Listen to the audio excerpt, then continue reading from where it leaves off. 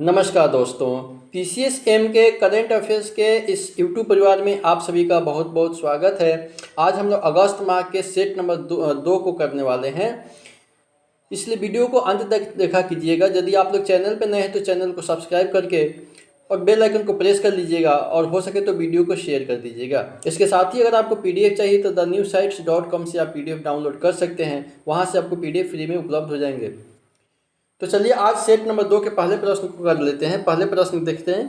कह रहा है कि हाल ही में उच्च प्रदर्शन जैव विनिर्माण, ठीक है, उच्च प्रदर्शन जैव विनिर्माण को बढ़ावा देने के लिए केंद्रीय मंत्रिमंडल द्वारा जो है अनुमोदित योजना का नाम क्या है? तो ऑप्शन ए है बायो बायो यूनेट पहल, या फिर ऑप्शन बी है बायो फ्यूचर प्रोग्राम, या फिर ऑप्शन सी है बायो E3 नीति, या फिर ऑप्शन डी है ग्रीन बायोटेक्नोलॉजी मिशन। तो सही उत्तर हो जाएगा बायो E3 नीति हो जाएगा। ठीक है, केंद्रीय मंत्रिमंडल ने जैव प्रौद्योगिकी में प्रगति के माध्यम से अर्थव्यवस्था, पर्यावरण और रोजगार पर ध्यान केंद्रित करते हुए उच्च प्रदर्शन जैव विनिर्माण को बढ़ावा देने के लिए बायो E3 नीति जैव प्रौद्योगिकी के माध्यम से अर्थव्यवस्था, पर्यावरण और रोजगार नीति को मंजूरी दिया है। तो बायो E3 नीति आपको याद रखना है।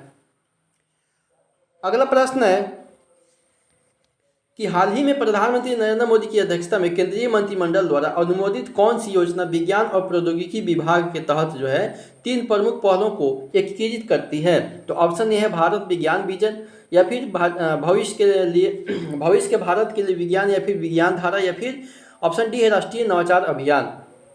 तो सही उत्तर हो जाएगा विज्ञान धारा। ठीक है, केंद्रीय मंत्रिमंडल ने विज्ञान और प्रौद्योगिकी विभाग के तहत 3 प्रमुख पहलों को एकीकृत करते हुए विज्ञान धारा योजना को मंजूरी दी है, जिसमें क्षमता निर्माण, अनुसंधान और विकास और नवाचार पर ध्यान को केंद्रित किया गया है। तो विज्ञान धारा आपको याद रखना है।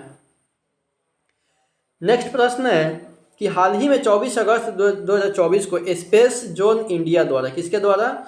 तो स्पेस जोन इंडिया द्वारा मार्टिन समूह के सहयोग से लॉन्च किए गए जो है RHUMI-1 रॉकेट, ठीक है, RHUMI-1 रॉकेट के बारे में जो है क्या महत्वपूर्ण है? तो ऑप्शन ए है यह भारत का पहला पूर्ण रूप से इलेक्ट्रिक रॉकेट है, या फिर ऑप्शन बी है यह भारत का पहला पुनः प्रयोज्य हाइब्रिड रॉकेट है, या फिर ऑप्शन सी है यह दुनिया का सबसे बड़ा ठोस ईंधन रॉकेट है, या फिर ऑप्शन डी है यह किसी विदेशी देश से लॉन्च किया गया पहला रॉकेट है।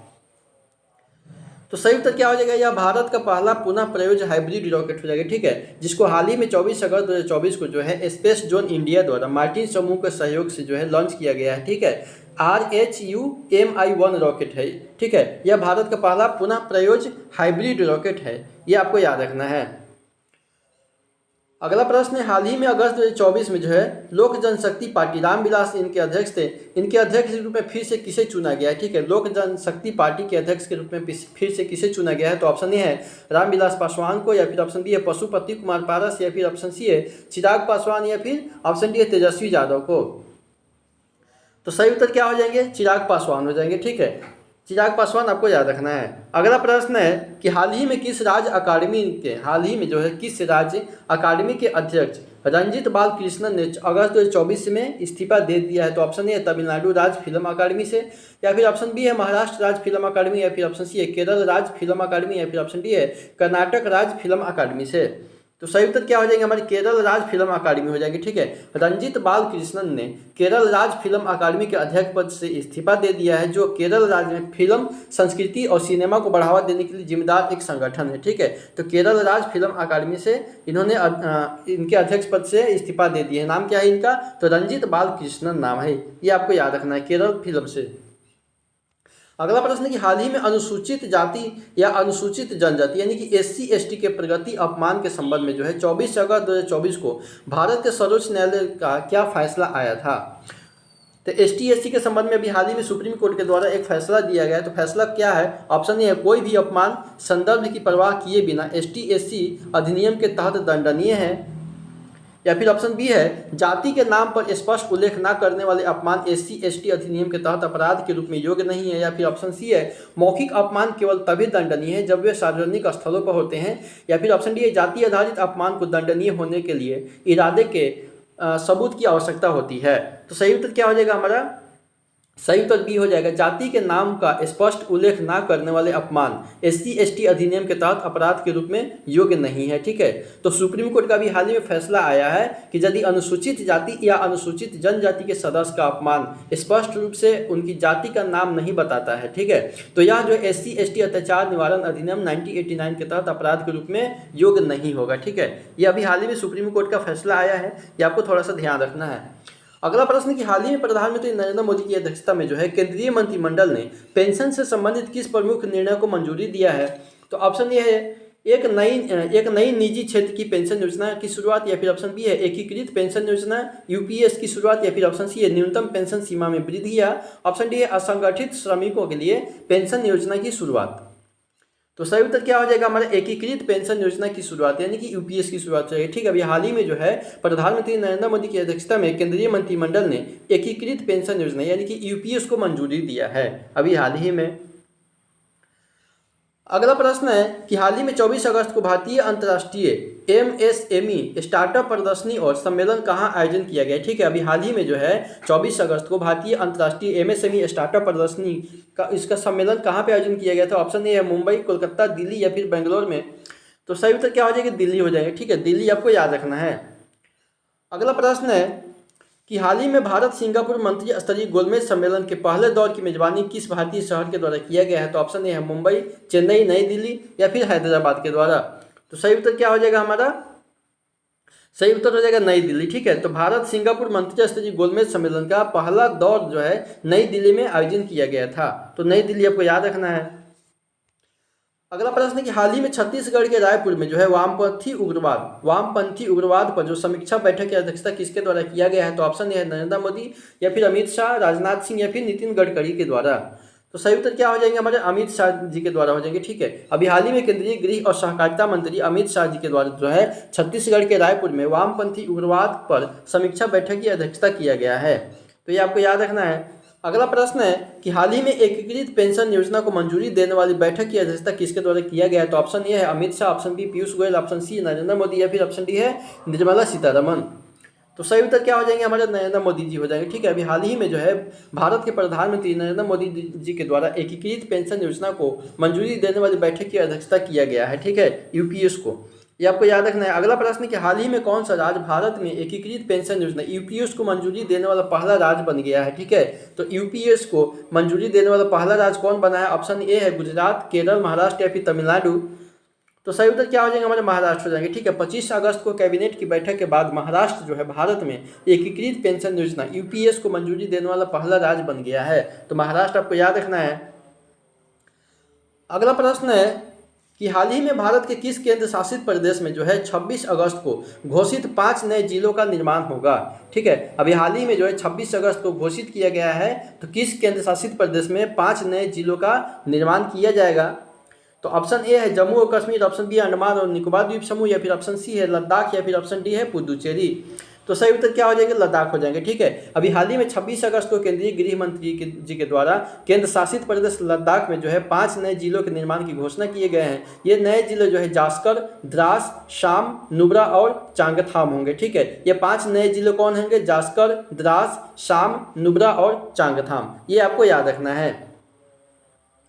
अगला प्रश्न है कि भारत के किन राज्यों में जो है श्री कृष्ण गमन पथ नामक एक नए धार्मिक सर्किट का निर्माण किया गया है? तो ऑप्शन ए है उत्तर प्रदेश और बिहार में, या फिर ऑप्शन बी है गुजरात और राजस्थान, या फिर ऑप्शन सी है राजस्थान और मध्य प्रदेश, या फिर ऑप्शन डी है महाराष्ट्र और कर्नाटक में। तो सही उत्तर क्या हो जाएंगे, राजस्थान और मध्य प्रदेश हो जाएंगे। ठीक है, श्री कृष्ण गमन पथ जो है राजस्थान और मध्य प्रदेश में भगवान श्री कृष्ण के जीवन से जुड़े महत्वपूर्ण स्थलों को जोड़ने वाला एक नया धार्मिक सर्किट होगा, तो राजस्थान और मध्य प्रदेश आपको याद रखना है। अगला प्रश्न कि हाल ही में महाराष्ट्र से राज्यसभा के लिए कौन निर्विरोध चुना गया है? तो ऑप्शन ए है Uddhav Thackeray, option B Devendra Fadnavis, option C है नितिन पाटिल, या फिर ऑप्शन डी है अजित पवार। तो सही उत्तर हो जाएंगे नितिन पाटिल हो जाएगा। ठीक है, नितिन पाटिल आपको याद रखना है।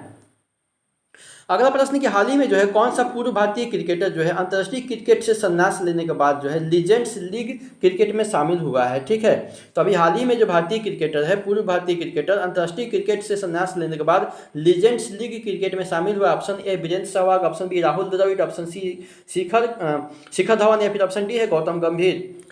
तो सही उत्तर क्या हो जाएगा, शिखर धवन हो जाएगी। ठीक है, शिखर धवन का आपको नाम आपको याद रखना है, जिन्होंने अभी हाल ही में संन्यास लेने की घोषणा की है और संन्यास लेने के बाद में जो है लीजेंड्स लीग क्रिकेट में शामिल हुए हैं। अगला प्रश्न है कि चिकित्सा कर्मियों की सुरक्षा पर जो है सर्वोच्च न्यायालय द्वारा गठित राष्ट्रीय टास्क फोर्स का नेतृत्व कौन करेंगे? तो ऑप्शन ए है भारत के मुख्य न्यायाधीश, ऑप्शन बी है भारत के स्वास्थ्य मंत्री, ऑप्शन सी है भारत के कैबिनेट सचिव, या फिर ऑप्शन डी है भारत के प्रधानमंत्री जी के द्वारा। तो सही उत्तर क्या हो जाएगा, भारत के कैबिनेट सचिव के द्वारा हो जाएगी। ठीक है, अभी हाल ही में जो है चिकित्सा कर्मियों की सुरक्षा पे सर्वोच्च न्यायालय द्वारा गठित राष्ट्रीय टास्क फोर्स की अध्यक्षता जो है भारत सरकार के कैबिनेट सचिव के द्वारा किया जाएगा। तो भारत के कैबिनेट सचिव आपको याद रखना है। अगला प्रश्न कि हाल ही में पंजाब के किस युवा व्यक्ति ने जो है माउंट किलिमंजारो पर माउंट किलिमंजारो पर चढ़ करके जो है नया कीर्तिमान स्थापित किए हैं? पंजाब के युवा हैं, option A Arjun Singh, option B Gurpreet Singh, option C Tegbir Singh, या फिर ऑप्शन डी है जसप्रीत सिंह। तो सही उत्तर क्या हो जाएगी, तेगबीर सिंह हो जाएगी। ठीक है, पंजाब के 5 वर्ष के महज 5 वर्ष के बालक हैं तेगबीर सिंह जो है दुनिया की सबसे ऊंची चोटियों में से एक माउंट किलिमंजारो पर चढ़ करके एक नया रिकॉर्ड बनाया है। ठीक है, तो माउंट किलिमंजारो आपको याद रखना है। साथ ही आपको कमेंट बॉक्स में उत्तर देना है कि माउंट किलिमंजारो जो है किस देश में स्थित है। ठीक है, माउंट किलिमंजारो किस देश में स्थित है। अगला प्रश्न है कि गोवा में जो है विश्व दृश्य श्रव्य और मनोरंजन शिखर सम्मेलन की मेजबानी जो है किसके द्वारा किया जाएगा? तो ऑप्शन ए है संयुक्त राज्य America, option B United Kingdom, option C है फ्रांस, या फिर ऑप्शन डी है भारत के द्वारा। तो सही उत्तर क्या हो जाएगा, भारत के द्वारा हो जाएगा। ठीक है, भारत सरकार के द्वारा जो घोषणा किया गया है अभी हाल ही में, वह वैश्विक मनोरंजन उद्योग में भारत के बढ़ते महत्व को उजागर करते हुए जो है गोवा में विश्व दृश्य श्रव्य और मनोरंजन शिखर सम्मेलन की मेजबानी किया गया है। तो ये आपको गोवा याद रखना है।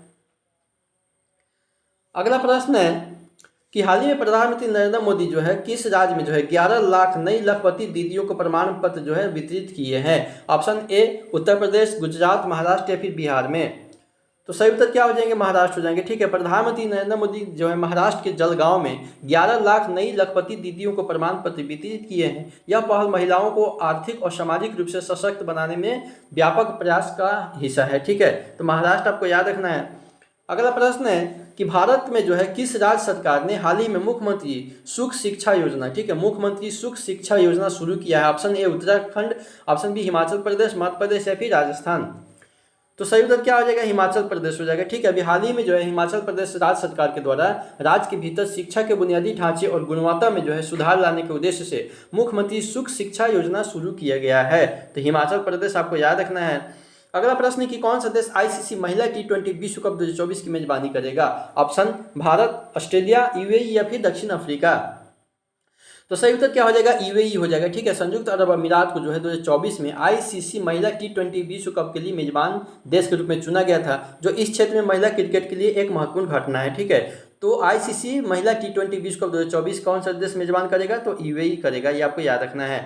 अगला प्रश्न है कि हाल ही में बीसीसीआई द्वारा महिला T20 विश्व कप के लिए जो भारतीय टीम के कप्तान के रूप में किसे घोषित किया है? तो ऑप्शन मिताली राज, स्मृति मंदाना, हरमनप्रीत कौर, या फिर दीप्ति शर्मा को।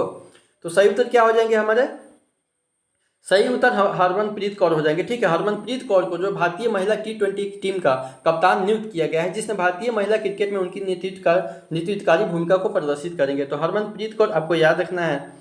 अगला प्रश्न है कि हाल ही में 24वां अंतर्राष्ट्रीय मदर टेरेसा पुरस्कार, ठीक है, कौन सा पुरस्कार? तो 24वां अंतर्राष्ट्रीय मदर टेरेसा पुरस्कार समारोह जो है किस शहर में आयोजन किया गया था? तो ऑप्शन ए है न्यूयॉर्क, ऑप्शन बी है कोलकाता, ऑप्शन सी दुबई, या फिर ऑप्शन डी है रोम। तो सही उत्तर क्या हो जाएगा, दुबई हो जाएंगे। ठीक है, 24वां अंतर्राष्ट्रीय मदर टेरेसा पुरस्कार समारोह जो दुबई में अभी हाल ही में आयोजन किया गया था।